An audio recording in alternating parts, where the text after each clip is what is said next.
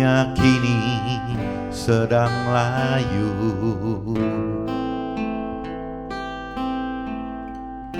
keras hidup persaingan. Jangan kau butakan hatimu dan lupa pertolongannya.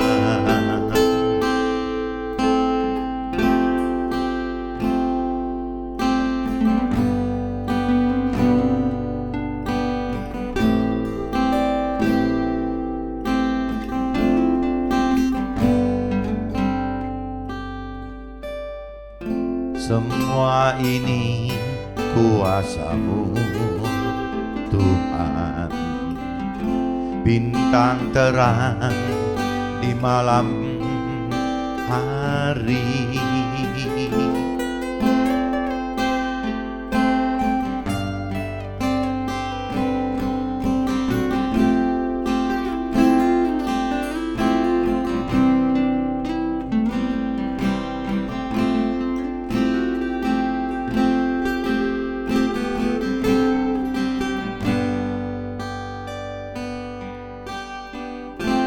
Jangan kau butakan hatimu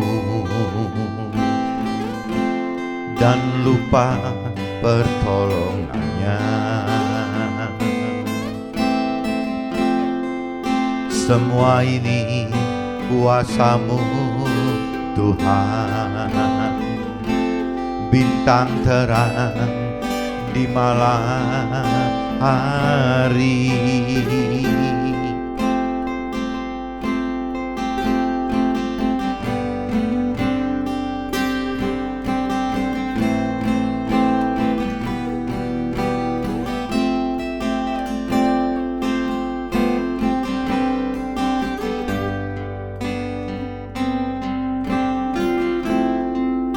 Semua ini kuasa-Mu Tuhan, bintang terang di malam hari.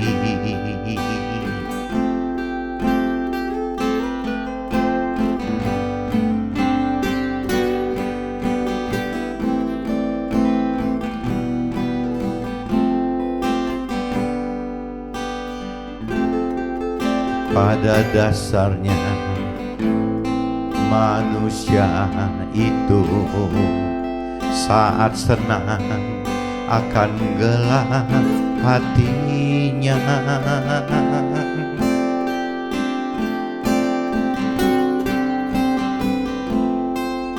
Semua ini kuasa-Mu Tuhan, bintang terang di malam hari.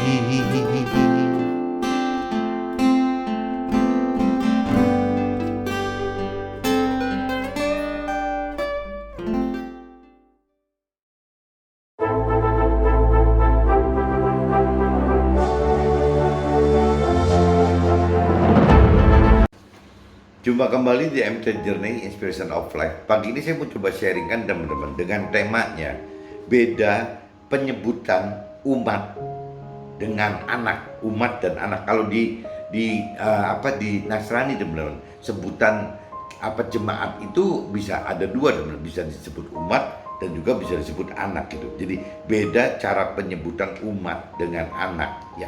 Bagi manusia itu terkait teman-teman dengan kodrat ilahi dan juga kemuliaannya Allah sendiri gitu. Jadi tergantung kita menempatkan diri kita itu di mana. Apabila kita masuk ke dalam kodrat ilahi ya kita bisa disebut anak gitu. Apabila kita bisa mendapatkan kemuliaan Allah ya kita sebutnya anak.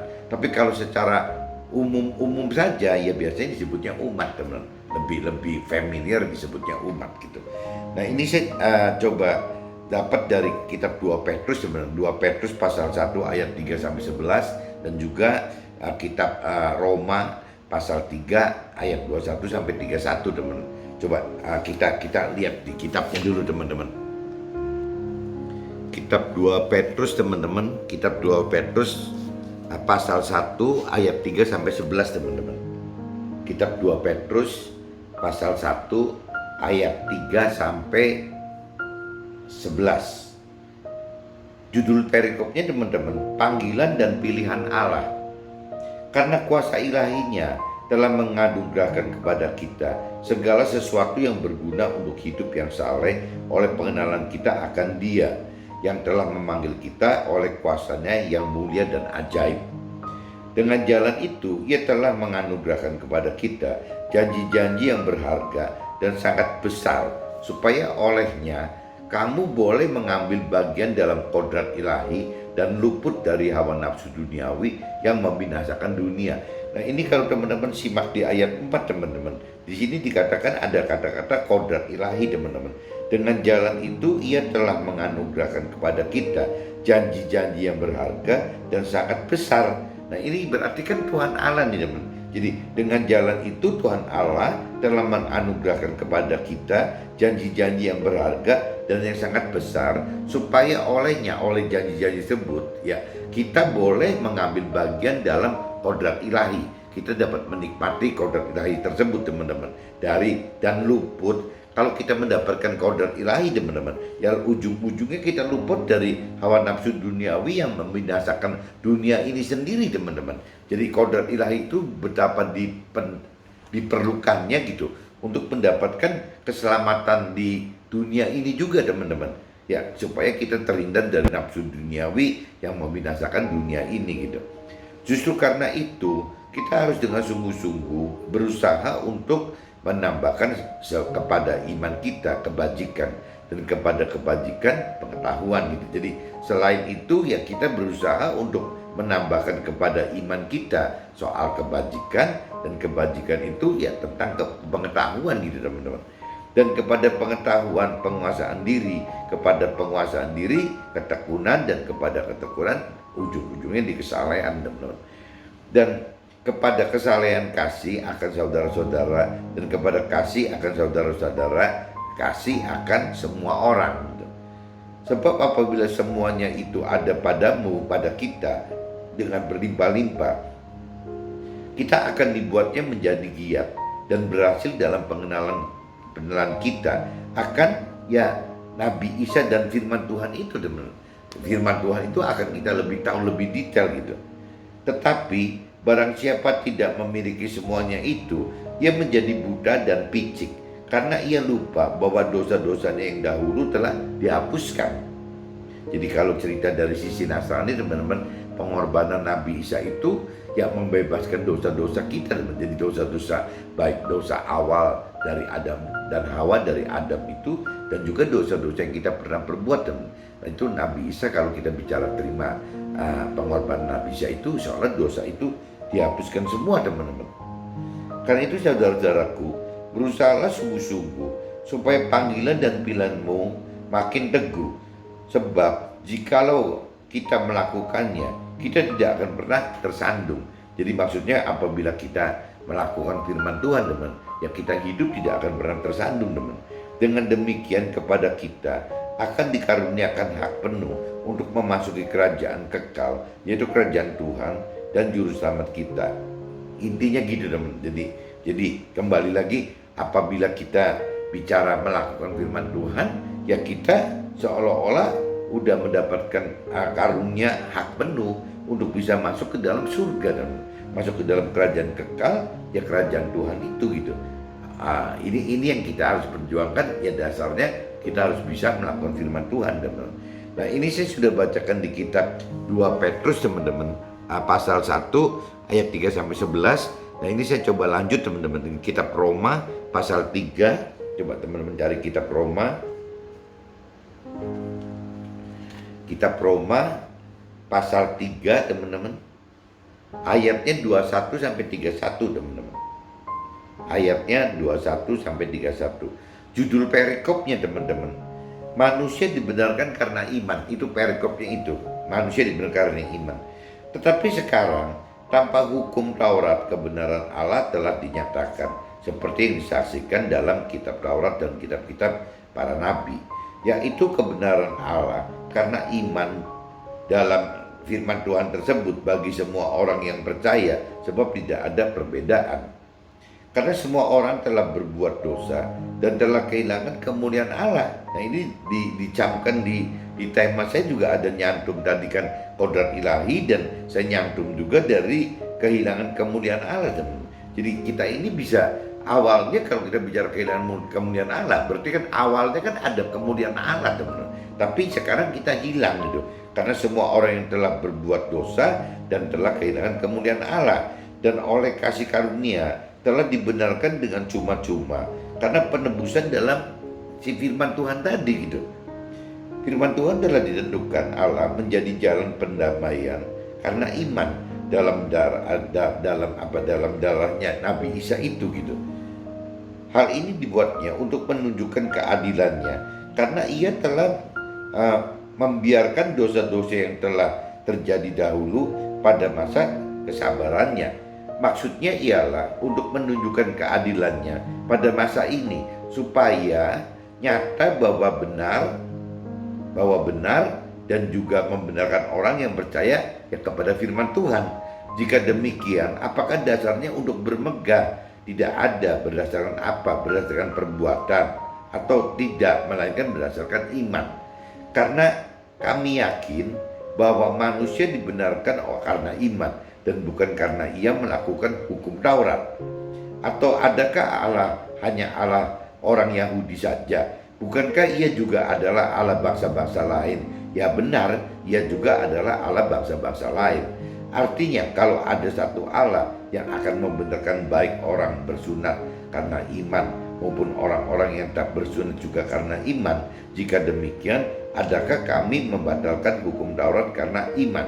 Sama sekali tidak, sebaliknya kami menegakkannya. Jadi intinya iman itu bukan menghilangkan hukum Taurat, teman-teman. Iman itu justru meneguhkan ya hukum Taurat. Jadi ya iman itu kan karena ada unsur roh Tuhan, berarti akan bisa meneguhkan mana sih yang Tuhan hendaki gitu. Ya Taurat yang mana gitu, yang memang untuk kita saat ini gitu. Nah itu kalau udah bicara pakai bahasa sekarang ya berarti antara logos dan rema tadi, teman.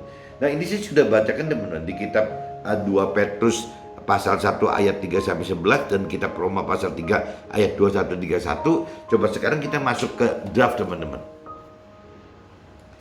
Draftnya dengan tema, teman-teman, beda sebutan antara umat atau disebut anak gitu bagi kita, bagi yang di Nasrani gitu, terkait dengan kodrat ilahi. Apakah kita hidup dalam kodrat ilahi dan kemuliaan Allah atau tidak gitu, teman.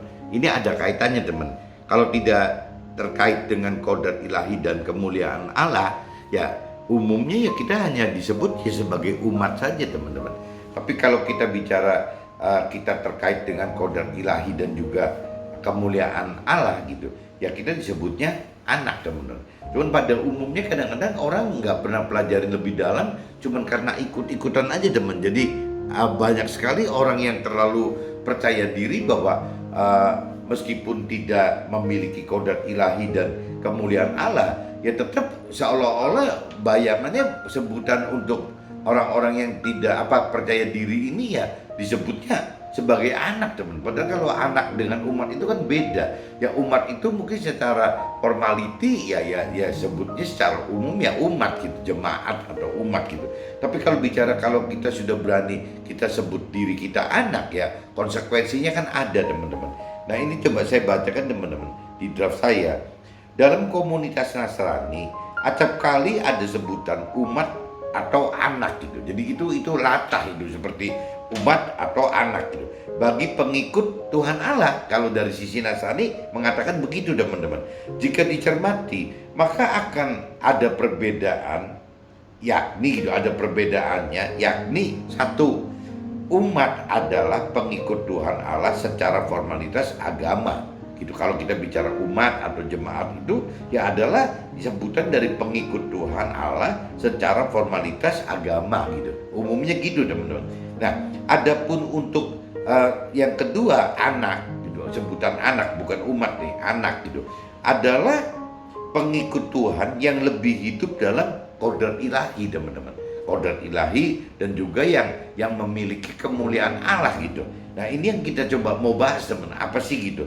Ya, hidup dalam kodrat ilahi adalah hidup dengan mengenal dan mengerti serta melakukan firman Tuhan. Jadi apabila kita bicara kita tidak mengenal firman Tuhan, kita tidak mengerti firman Tuhan, dan kita tidak melakukan firman Tuhan, rasanya kita ada hidup di luar kodrat ilahi, teman-teman. Jadi kita tidak masuk ke dalam ya apa jadi aturannya Tuhan itu, dari kuasanya Tuhan gitu. Ya, nah ini yang bisa dikatakan kita nggak pantas gitu. Ya, apabila kita tidak hidup di dalam kodrat ilahi, kita wajar saja tidak pantas disebut menyebut diri kita itu anak-anaknya Tuhan gitu. Nggak pantas gitu. Mungkin pantasnya nyebutnya ya umatnya Tuhan, atau kalau di dalam ibadah ya sebutnya jemaat gitu. Jadi bukan anak-anak. Tapi banyak yang kembali lagi orang yang nggak mengerti akan kedalaman firman Tuhan maksud ini gitu. Akhirnya ya terlalu mudah sekali di bibir, di mulut, di lidah itu mengucapkan bahwa anak Tuhan gitu. Ya padahal kan bukan gitu. Jadi maknanya beda. Kalau anak Tuhan adalah ya melakukan firman Tuhan gitu. Gampangnya gitu teman-teman. Untuk bisa melakukan firman Tuhan ya harus ada pengertian akan firman Tuhan. Tanpa mengerti akan firman Tuhan, tidak mungkin bisa melakukan firman Tuhan, teman-teman. Tidak melakukan firman Tuhan berarti tidak masuk ke dalam kodrat ilahi itu. Nah, kalau tidak masuk dalam kodrat ilahi itu, ya sebutannya nggak bisa anak, teman-teman. Ya sebutannya umat gitu, wajarnya gitu. Jadi saya ulang lagi bahwa kalau cerita anak adalah pengikut Tuhan yang lebih hidup dalam kodrat ilahi. Hidup dalam kodrat ilahi adalah hidup dengan mengenal dan mengerti serta melakukan firman Tuhan, di mana kuasa ilahi anugerahkan segala sesuatu untuk hidup saleh oleh pengenalan Tuhan yang telah memanggil kita dengan kuasa Tuhan yang mulia dan ajaib dan melakukan firman. Maka Tuhan anugerahkan janji-janji yang berharga dan yang sangat besar dan luput dari hawa nafsu duniawi yang membinasakan itu gitu. Jadi ini sambungannya gitu teman-teman. Jadi kalau cerita hidup dalam kodrat ilahi gitu, ya kita ada sambungannya gitu. Hidup dalam kodrat ilahi adalah hidup dengan mengenal dan mengerti serta melakukan firman Tuhan. Jadi kalau tidak mengenal, tidak mengerti, tidak melakukan firman Tuhan, ya jangan mengaku-ngaku kodrat ilahi gitu. Nah, kalau kita tidak ada dalam kodrat ilahi, ya jangan ngaku-ngaku kita ini anak gitu. Itu nggak wajar gitu, nggak pantas teman-teman. Di mana kuasa ilahi? Nah, kalau kita hidup di dalam kodrat ilahi dengan mengenal, mengerti dan melakukan firman Tuhan, ya kita alami gitu. Kita akan di mana kuasa ilahi, kita akan alami kuasa ilahi ya dalam bentuk anugerah segala sesuatu untuk hidup saleh. Jadi kalau kita sudah masuk ke dalam kehidupan yang dalam kodrat ilahi, ya kita akan mendapatkan anugerah segala sesuatu untuk hidup saleh oleh pengenalan Tuhan yang telah memanggil kita dengan kuasa Tuhan gitu, yang mulia dan ajaib.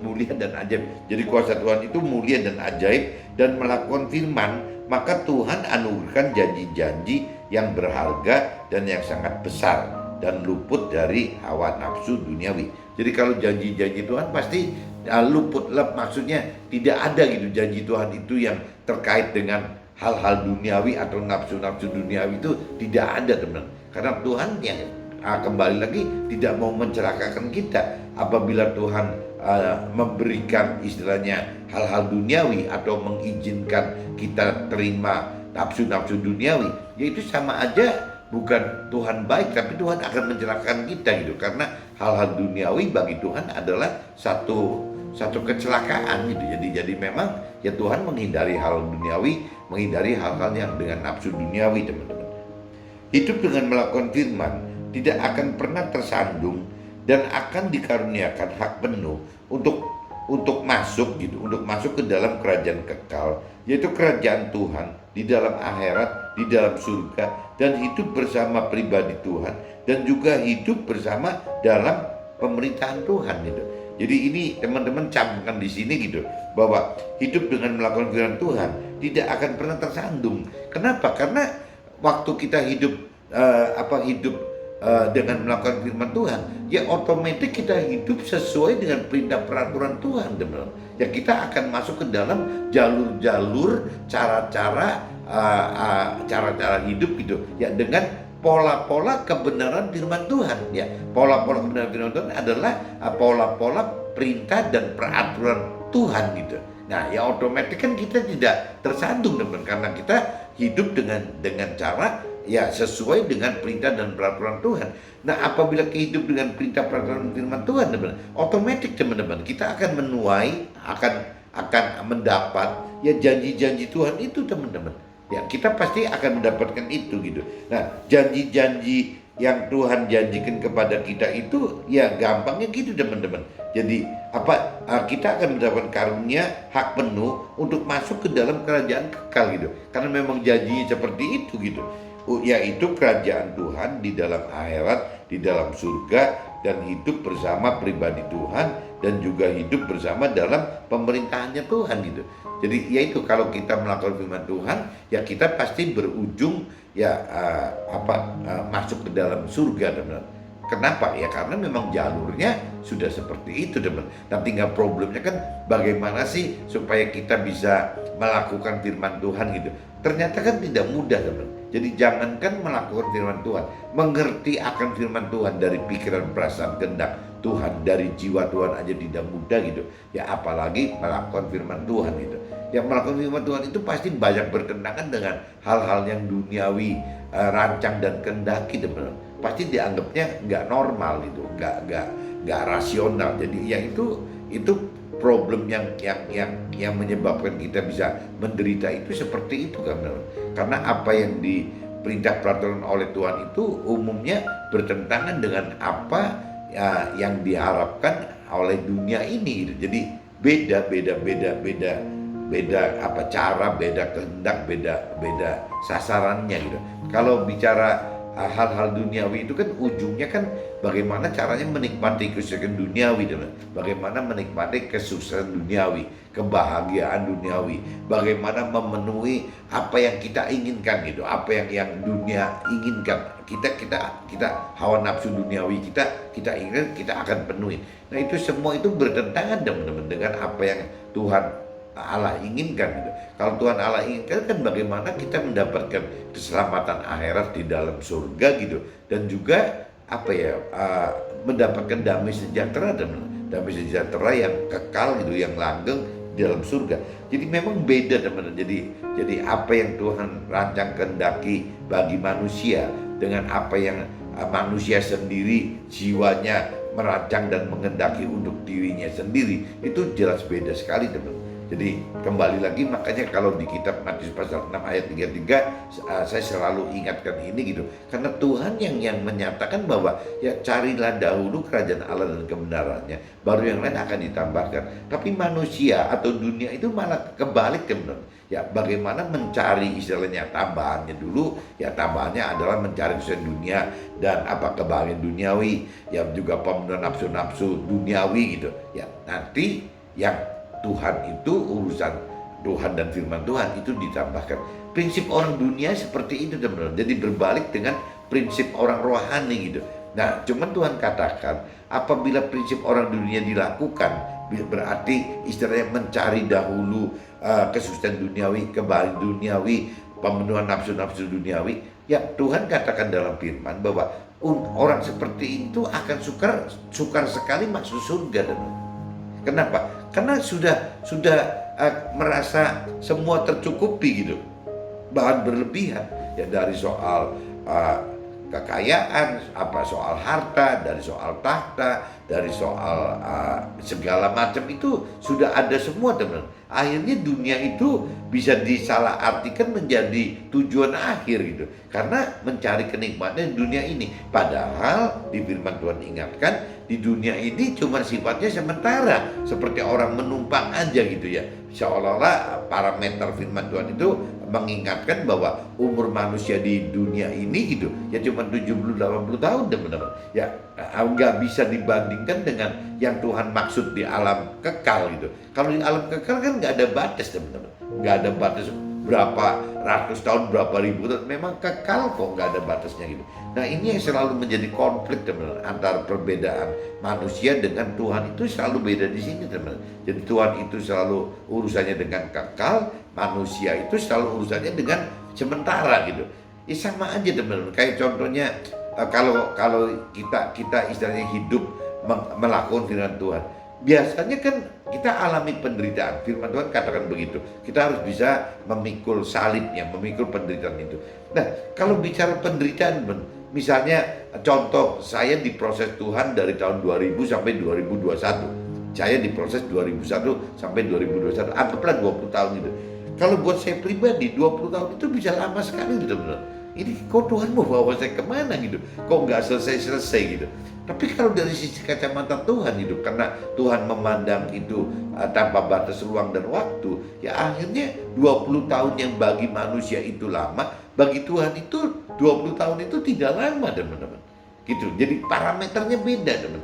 Nah kalau kita kita melakukan firman Tuhan tidak dengan istilahnya kita merubah diri kita menyesuaikan dengan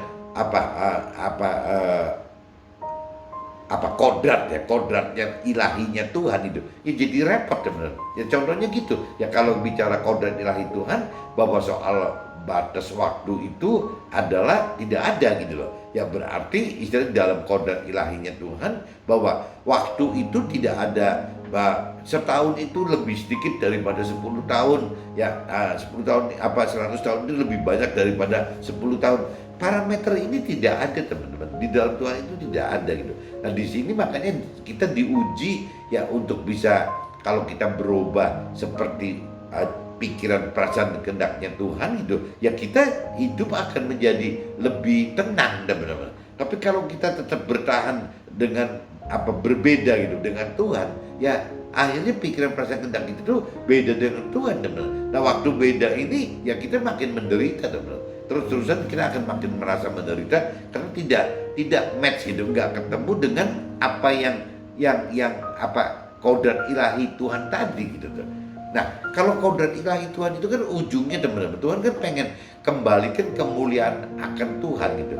Karena kemuliaan akan Tuhan itu kan lama-lama, makin lama oleh kita itu kan makin tergeser teman-teman. Ya waktu kita makin tidak berani melakukan firman Tuhan, kemuliaan Tuhan juga otomatis tergeser gitu. Yang namanya kodrat ilahi Tuhan juga akhirnya makin menurun. Nah itu semua akan seperti itu teman-teman. Jadi kembali lagi ya kodrat ilahi itu akan beriringan dengan kemuliaan yang dari Tuhan gitu. Semakin kita bisa mempertahankan kodrat ilahi dalam hidup kita, ya berarti semakin tinggi gitu kemuliaan Tuhan yang akan terjadi dalam hidup kita. Selalu akan gandeng seperti itu teman-teman. Nah ini di firman roh di kitab Roma teman-teman, pasal 3 ayat 23 bunyinya teman-teman, karena semua orang telah berbuat dosa dan telah kehilangan kemuliaan Allah, sehingga Tuhan adakan penebusan melalui pengorbanan Nabi Isa. Kalau dari sisi Nasrani seperti itu teman-teman, karena sudah kehilangan kemuliaan Allah gitu, makanya Tuhan Allah utus Nabi Isa untuk nebus kita teman-teman, untuk bisa kembali mendapatkan kemuliaan yang dari Allah gitu. Jadi intinya gitu. Jadi sehingga Tuhan adakan penebusan melalui pengorbanan Nabi Isa agar kita dapatkan keselamatan oleh karena firman Tuhan dan roh Tuhan. Jadi Nabi Isa itu dikorbankan itu menghasilkan representasinya itu teman-teman. Ya ada firman Tuhan di dalam Nabi Isa, setelah wafat itu ada firman Tuhan dan ada roh Tuhan, dan roh Tuhan di dalam manusia kita semua gitu. Karena apa? Karena Nabi Isa yang minta gitu. Nabi Isa yang minta kepada Tuhan Allah, ya harusnya manusia-manusia yang sekarang itu harus ada kekuatan yang dari kuasa Tuhan Allah, ya bentuknya ya roh Tuhan tadi gitu. Roh Kudus gitu atau Roh kebenaran. Kalau dari sisi Nasrani katakan begitu. Kalau dari sisi Muslim katakan itu nur katanya. Ya berarti cahaya yang dari Allah. Tapi intinya sama teman. Jadi Roh kebenaran, Roh Tuhan, Roh Kudus atau nur itu sama. Intinya itu. Dan itu apa ya, bukan cuma bagi orang Nasrani loh teman-teman, kan terbukti di dalam Muslim juga ada nur gitu, di Yahudi juga saya pikir sama karena satu aliran. Nah cuma kalau di agama yang lain di luar Yahudi, Muslim dan Nasrani saya kurang menguasai apakah ada nggak yang namanya Roh Tuhan ini, Roh kebenaran ini, Roh Kudus ini gitu. Nah ini yang coba nanti teman-teman yang bukan Nasrani atau bukan Muslim coba digali gitu, apa ada nggak sih istilah seperti itu gitu tuh. Nah jadi sekali lagi saya ingatkan ada firman di kitab Roma pasal 3 ayat 23 itu yang bunyinya begitu teman-teman. Karena semua orang telah berbuat dosa dan telah kehilangan kemuliaan Allah, nah sehingga Tuhan adakan penebusan melalui pengorbanan Nabi Isa. Ini bagi orang Nasrani, tapi kalau bagi Muslim dan Yahudi atau yang lain mungkin beda lagi teman-teman, bukan Nabi Isa gitu. Agar kita dapatkan keselamatan oleh karena firman Tuhan dan Roh Tuhan.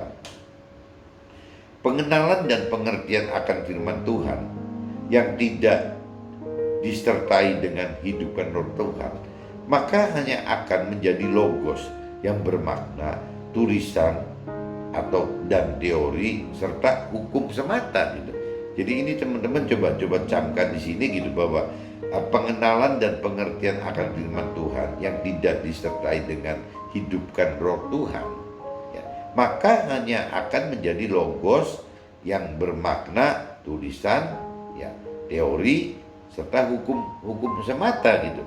Tapi jika firman dihidupkan dengan Roh Tuhan, apabila firman Tuhan itu dihidupkan dengan Roh Tuhan gitu, ya, akan menjadi rema, bukan logos lagi teman-teman. Logos itu kan logo itu jadi perlambang gitu, jadi tertulis, jadi apa, huruf, kalimat, kata-kata gitu, itu logos teman-teman. Nah itu bisa dikatakan hukum juga gitu loh. Nah itu, tapi kalau bicara rema adalah firman yang didorong oleh Roh Tuhan gitu, ya, oleh Tuhan, oleh Roh Tuhan, sehingga firman itu hidup teman-teman, lebih hidup daripada firman yang berupa logos gitu, yang tadi dikatakan ya hanya berupa logos, berupa teori, berupa hukum gitu, ya cuma begitu saja teman. Tapi kalau rema itu ya bagaimana caranya logos itu jadi hidup teman-teman, jadi bisa hidup gitu. Ini dikatakan seperti itu. Jadi dengan Roh Tuhan akan menjadikan rema yang bermakna dorongan Tuhan dan ada kuasa Tuhan serta hidup dalam iman kita gitu. Itu kalau cerita firman Tuhan disertai dengan Roh Tuhan ya akan terjadi seperti itu teman-teman. Nah ini di firman Roma teman-teman, di kitab Roma pasal 3 ayat 28 teman-teman. Ya di sini, karena kami yakin bahwa manusia dibenarkan karena iman dan bukan karena ia melakukan hukum Taurat, maka iman diperlukan sebagai peneguhan hukum Taurat sesuai dengan kehendak Tuhan melalui penetapan Roh Tuhan dan yang digerakkan dalam iman kita. Jadi kembali lagi teman-teman di firman kitab Roma pasal 3 ayat 28 ini, karena kami yakin bahwa manusia dibenarkan karena iman dan bukan karena ia melakukan hukum Taurat gitu. Nah, maksudnya apa? Ya, ini di sini maka iman diperlukan sebagai peneguhan hukum Taurat. Jadi iman itu dibutuhkan untuk peneguhan hukum Taurat teman-teman. Kalau tidak ada iman, susah gitu bagaimana meneguhkan hukum Taurat gitu. Jadi di sini bukan iman itu menghilangkan hukum Taurat atau menghapuskan hukum Taurat gitu. Iman itu adalah malah meneguhkan hukum Taurat, ya, sesuai dengan kehendak Tuhan melalui penetapan Roh Tuhan, yang melalui Roh Tuhan tadi yang digerakkan dalam iman kita. Jadi kalau bicara hukum Taurat itu kan hukum tertulis, teori-teori tertulis. Nah untuk bisa membedakan Tuhan ini neguhkan yang firman A atau B ini, ya kembali lagi teman-teman, butuh Roh Tuhan itu. Tanpa ada Roh Tuhan kita bisa kebingungan antara Tuhan itu milih yang firman kitab Taurat firman A atau B gitu. Kita udah bingung gitu. Itu baru bicara di dalam kitab suci ada, di dalam firman Tuhan ada ada pilihan A dan B. Nah kadang-kadang juga yang lebih ekstrim lagi teman, kadang-kadang ada firman yang mengatakan tidak boleh, tapi dalam praktiknya boleh gitu. Ya contohnya kayak waktu Paulus waktu pengen disuruh Tuhan menyembuhkan orang yang disebutnya bukan orang-orangnya Tuhan Allah gitu. Nah si Nabi ini kan protes teman, kenapa sih saya mesti nyembuhkan ini gitu? Ya dia kan istilahnya dianggapnya tidak sesuai dengan perintah Tuhan. Nah, Tuhan katakan apabila kalaupun terjadi seperti itu, yaitu kembali lagi adanya di rema kita, adanya di iman kita, teman. Apabila rema kita dan iman kita dalam arti kata konteks pribadi Tuhan secara pribadi dengan kita terjadi, ya namanya hukum Taurat yang berupa teori-teori itu jadi kalah, teman-teman. Kalah oleh rema. Jadi gampangnya gini, teman. Apabila ada rema, logosnya kalah, teman. Logosnya yang kalah gitu. Nah tinggal problemnya sekarang bagaimana caranya supaya rema itu hidup dalam kita gitu. Nah rema itu akan hidup apabila yang tadi dikatakan ya, rema itu akan hidup apabila ada roh Tuhan yang bisa hidup di dalam roh kita. Nah untuk bisa tahu bahwa di dalam kita ada roh kita dan ada roh Tuhan, ya kembali lagi ya harus bisa mengenal mengerti akan firman Tuhan dulu, teman. Ya kalau kita tidak mengenal mengerti akan firman Tuhan, ya terlalu sulit gitu untuk mengetahui bahwa di dalam kita ini ada roh Tuhan gitu. Nah ini kembali bolak-balik seperti itu, teman-teman. Jadi pagi ini teman-teman saya coba mempertajam aja bahwa teman-teman yang di Nasrani harus tahu gitu ya, bahwa sebutan yang pantas buat kita ini yang mana gitu ya. Sebutan kita ini apa mau disebut umat atau anak, itu sangat relatif, teman-teman. Jadi kuncinya gitu, secara teori-teori rohani itu apabila kita pengen disebutnya anak, ya kita harus hidup dalam kodrat ilahi, teman-teman. Ya kita harus bisa memiliki kemuliaan yang dari Tuhan Allah gitu. Nah, bagaimana cara mendapatkan hidup dalam kodrat ilahi? Ya kembali lagi tadi, ya harus mengenal mengerti akan firman Tuhan, harus mampu mengerti firman Tuhan, harus mampu melakukan firman Tuhan. Waktu untuk mampu mengerti dan mampu melakukan firman Tuhan, jelas butuh ya kita butuh mengerti firman Tuhan, kita juga butuh mampu melakukan firman Tuhan. Nah untuk bisa mengerti dan mampu ini melakukan firman Tuhan ini, ya Tuhan katakan kita butuh menghidupkan roh Tuhan, teman. Jadi kodrat ilahi itu akan datang seperti itu, teman. Apabila kita menghidupkan roh Tuhan, apabila kita menghidupkan firman Tuhan gitu. Dan memang dengan cara yang melakukan firman Tuhan, teman, bersama roh Tuhan dan firman Tuhan gitu. Nah kalau kita di posisi itu, ya berarti kita sudah dalam posisi hidup dalam kodrat ilahi. Dan wajar, teman, apabila kita menyebut diri kita adalah anak-anak. Tapi kalau kita tidak melakukan seperti itu, ya rasanya kita jangan nyebut anak-anak, kita nyebutnya umat saja, teman. Itu cerita jadi pernyataan bahwa kita bisa disebut anak-anak Tuhan apabila ya kita hidup dalam kodrat ilahi. Nah begitu pun juga soal kemuliaan Tuhan, teman. Ya bagaimana istilahnya kita menyebut anak-anak Tuhan kalau kita tidak memiliki kemuliaan akan Allah gitu. Ya ini kembali lagi di kitab Roma tadi gitu dikatakan seperti itu, teman-teman. Jadi untuk bisa mendapatkan kemuliaan Allah, teorinya prinsipnya tidak jauh dengan kodrat ilahi, teman-teman. Ya bagaimana kembali lagi harus mengenal firman Tuhan, harus mengerti firman Tuhan, harus melakukan firman Tuhan. Kuncinya nggak jauh dari situ, teman. Jadi kalau kita kembalikan cross gitu antara kodrat ilahi dengan kemuliaan Allah, kalau buat saya pribadi ya hampir sama, teman-teman. Ya ujung-ujungnya bagaimana kita harus mengenal mengerti dan melakukan firman Tuhan, ujung-ujungnya itu, teman. Nah orang yang mengenal mengerti dan melakukan firman Tuhan ya baru pantas disebut anak Tuhan, teman. Ya bukan cuma sekedar umat saja gitu. Tapi ya bisa juga kalau misalnya kita sudah mengenal mengerti melakukan firman Tuhan, tapi kita lebih tenang, lebih enak apabila disebutnya umat juga nggak ada masalah gitu. Tapi kalau yang saya khawatir itu kan yang kebalik gitu, ya orang yang tidak mengenal, tidak mengerti akan firman Tuhan, tahu-tahu pengen disebutnya anak Tuhan, padahal mengenal, mengerti dan melakukan firman Tuhan juga tidak gitu. Nah bagaimana gitu pengen disebutnya anak-anak Tuhan gitu? Ya pasti nggak pantas lah gitu. Jadi mudah-mudahan pagi ini saya coba jelaskan seperti ini, beda sebutan antara umat dan anak itu jadi bisa lebih jelas bagi teman-teman dan keluarga saya gitu. Nah, supaya kalau kita memang mau disebut anak-anak Tuhan, ya ayo kita mesti buru-buruan hidup ya apa dalam hadiratnya kodrat ilahinya Tuhan dan juga hidup dalam kemuliaan Tuhan. Oke teman-teman, see you, bye bye.